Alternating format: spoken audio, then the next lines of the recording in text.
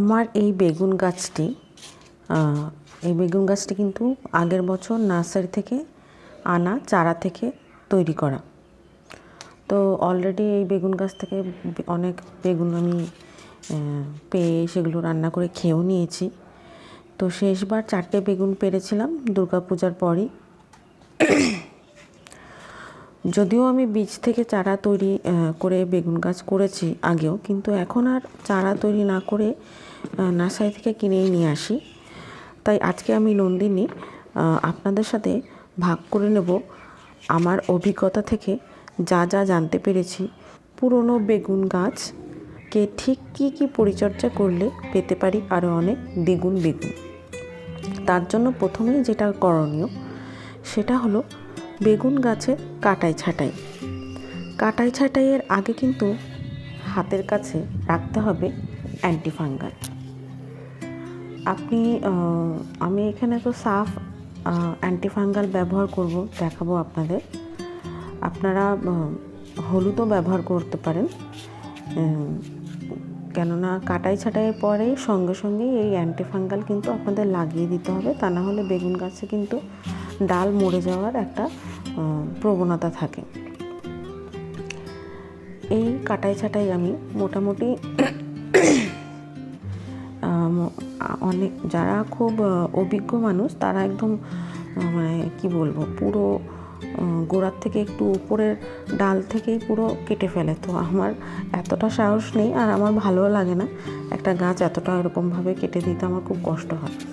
তো সেই জন্য আমি মোটামুটি শুকিয়ে যাওয়া ডাল আর মোটামুটি আগাগুলো দেখুন একই উচ্চতায় রেখে গাছটা ডাল কিছু আমি কেটে দিচ্ছি।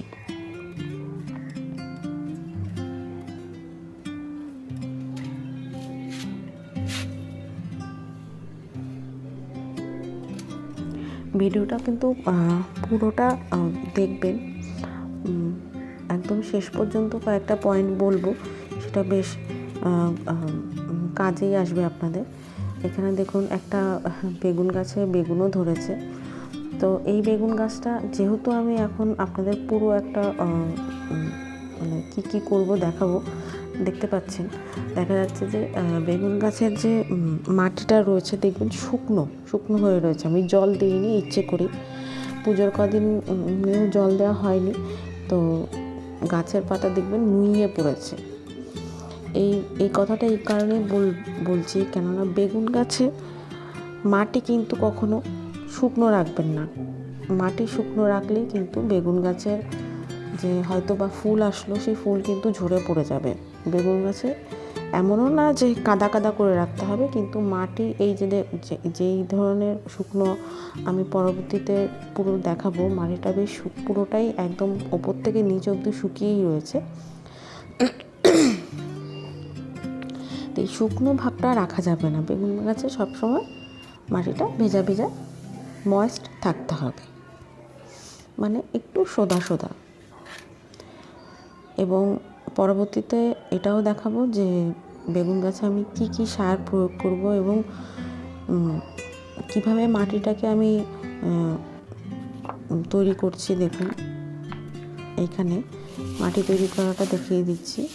এখানে মাটি রয়েছে আমার আগের মাটির সাথে বালিযুক্ত মাটি। এখানে আমি ভার্মিকম্পোস্ট দিয়ে দিচ্ছি, আর এখানে 1 কিলো ভার্মিকম্পোস্টের আধা কেজির মতন আমি ভার্মিকম্পোস্ট দিয়ে দিয়েছি। এবারে আমি দিচ্ছি নিম খোল 1 মুঠো।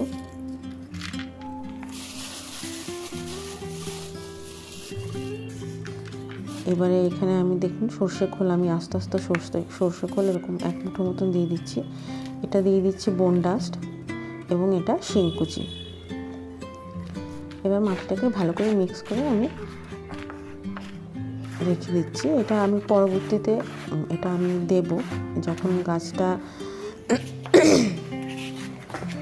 কে আমি প্রতিস্থাপন করব, তখন পার্ট বাই পার্ট দেখাবো যে কখন এই সার দেবো, কখন তারপরে মাটি কিভাবে দেব। তো এখানে দেখুন এইবারে আমি কি করছি, এইভাবে এই পয়েন্টটা খুব দরকারি পয়েন্ট। এই যে ওপরের যে 2 থেকে 3 ইঞ্চি মাটি আমি একটা জায়গায় তুলে রাখবো আলাদাভাবে, একদম উপরের পার্টের যেই পার্টটায় মানে খোলা আকাশ মানে রোদ পাচ্ছে, এই যে এই মাটিটুকু আমি কিন্তু একটা আলাদা জায়গায় রাখবো। এবং তার সাথে সাথে এতটা মাটি তুলবো যাতে এই গাছটাকে হালকাভাবে আমি তুলে নিতে পারি।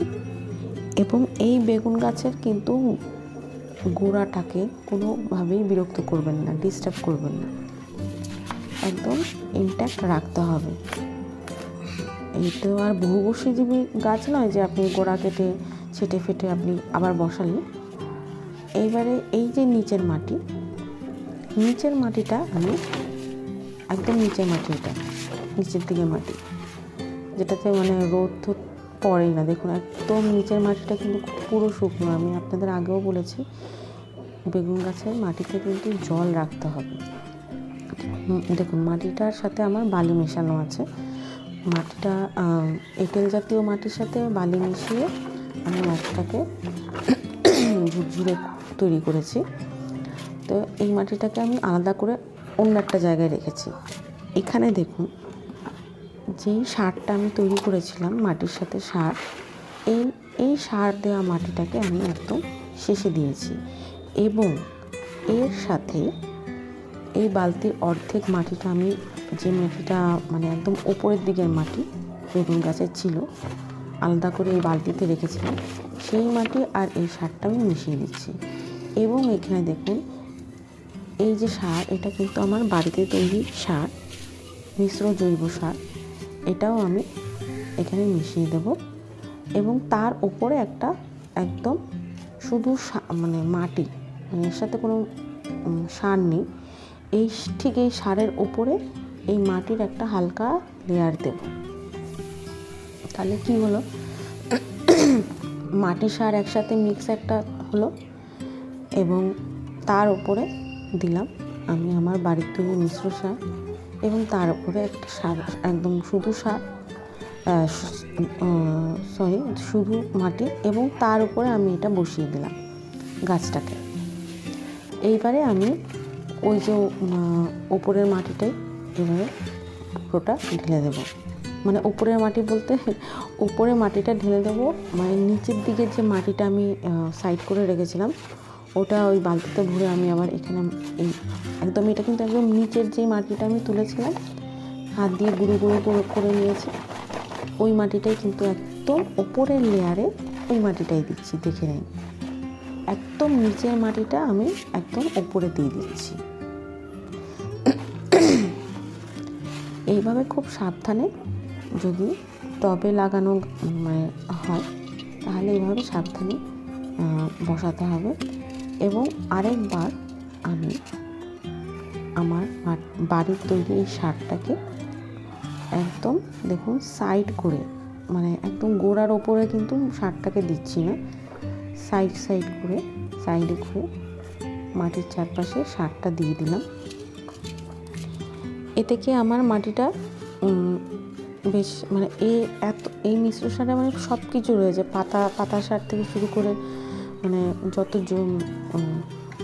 কিচেন ওয়েস্ট যা যা আছে সব এর মধ্যে রয়েছে, ডিমের খোসা, মানে কি বলবো, তারপরে চা পাতা, সব ধরনের রয়েছে। এইবারে এই গাছটাকে ঢেলে জল দিয়ে দিতে হবে, ততক্ষণ জল দিতে হবে যতক্ষণ গাছের মাটিটা মানে জলটা সোক করতে থাকে, নিতে থাকে, এবং মাটিটা ড্রেনেজ হোল থেকে না বেরোতে থাকে ততক্ষণ।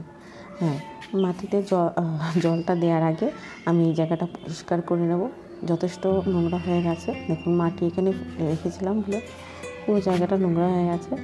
তো এইগুলো পরিষ্কার করে এরপর আমি জল দেব এবং দেখাবো।